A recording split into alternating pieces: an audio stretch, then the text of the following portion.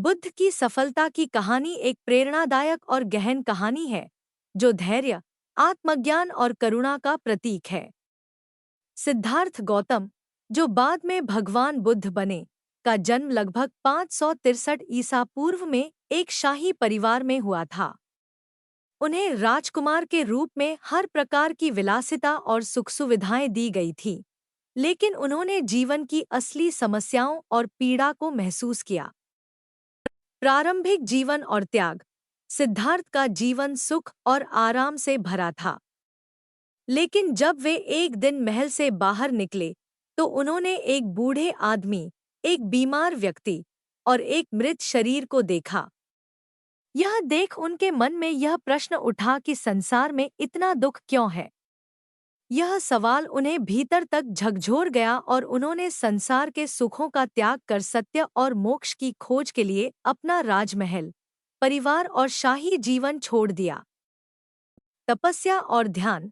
सिद्धार्थ ने सत्य की खोज में वर्षों तक तपस्या की। उन्होंने अनेक गुरुओं से शिक्षा ली, कठिन तपस्या की और अंततः बोधगया के एक पीपल के वृक्ष के नीचे ध्यान करने बैठे।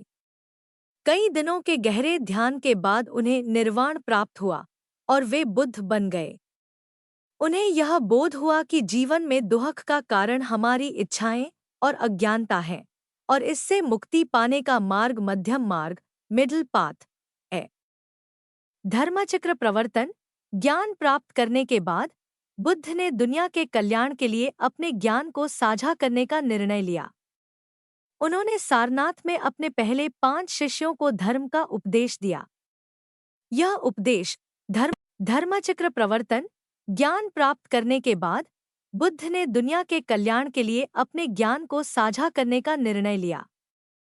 उन्होंने सारनाथ में अपने पहले 5 शिष्यों को धर्म का उपदेश दिया। यह उपदेश धर्मचक्र प्रवर्तन कहलाया।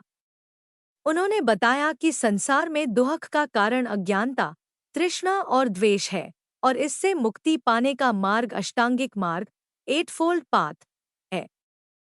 बुद्ध की जीवन यात्रा इस बात का प्रतीक है कि सच्ची सफलता भीतर की शांति और आत्मज्ञान में होती है, न कि बाहरी सुखों और भौतिक संपत्तियों में।